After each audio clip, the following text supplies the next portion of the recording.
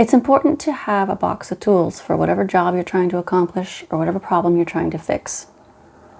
If the job you're trying to accomplish is building wealth, or maybe the problem you're trying to fix is some disastrous personal financial circumstances, then you need to have a box of tools for that. I have a friend who went through a mental health crisis, and the help they were given, when they got help, they were given a box of tools that they could use in the future if this ever happened again. If they started spiraling into another crisis, they were given tools that they could pull out and use at their disposal so that they always knew they had something that they could use to help themselves. And wielding a tool can be very empowering. If things feel hopeless and disastrous and you just have no idea what you're even supposed to do in this situation, if you know, wait a minute, I do have a box of tools for this, let me see if I have one. If you pull out a tool and then you feel like, I have a tool for this, I might actually be able to fix this or handle this. Maybe you're working on your house, maybe you have a pipe leaking, and your first reaction is, this is a disaster, I have no idea what to do right now, I have no idea how to fix this.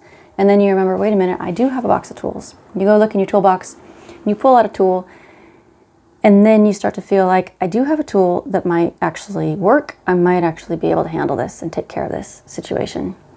So wielding a tool can be very empowering. And so I want you to start building a toolbox for building wealth, or at least fixing your financial circumstances, so that when things feel hopeless and you just have no idea what you're supposed to do, you can think, wait a minute, let me go look at some of those tools and pull one out. And you might then feel like, I might have a tool, I might know how to do this. I might be able to fix this situation or make this work. And so the tool I want you to put in your toolbox today is endeavor. The concept of endeavor. And what I mean by that is, it's important that you have a hobby to do in your time off. If you work really, really hard at your 9 to 5 or even 60 hours a week, it's important that in your time off, if there's something that really you enjoy doing that is fulfilling for you, that makes you feel like you have something to enjoy in your life, it's important to have that. But maybe your hobby is that you enjoy woodworking in your garage, and the thing you like building is custom-made wooden axe handles. And maybe you even try selling those online, but maybe there's not a really big market for custom-made wooden axe handles. What if there was a big market for something else that you could do with your woodworking skills? How many moms do you think are online shopping for handmade wooden doll houses? Or how many grandmas do you think are online shopping for that? Or for other wooden toys? Can you make just a little toy wooden set of a table and chairs that kids could put dolls in? I know that's not as exciting as your custom-made wooden axe handles, and you could probably still make the axe handles too, but maybe just keep your woodworking hobby, but try to turn it into something that could generate more income for you. Do you enjoy hiking in your time off? When you're out on a hike, do you think you could collect pine cones? And if you collected pine cones, do you think you could watch some online tutorials and learn how to craft those into handmade Christmas tree ornaments that you could sell on Etsy? You're still enjoying your hobby. You're still out hiking on your days off. You're just modifying it slightly into something that can help you earn extra income. I have a friend who took his bicycle and had a box custom built onto the front of it, and the box is shaped like the front of a boat, and it's painted to look like a boat. When you open the top of it, there's a cooler inside full of popsicles. And so he puts on a captain hat and he rides his boat bike up and down the wharf, and he sells popsicles.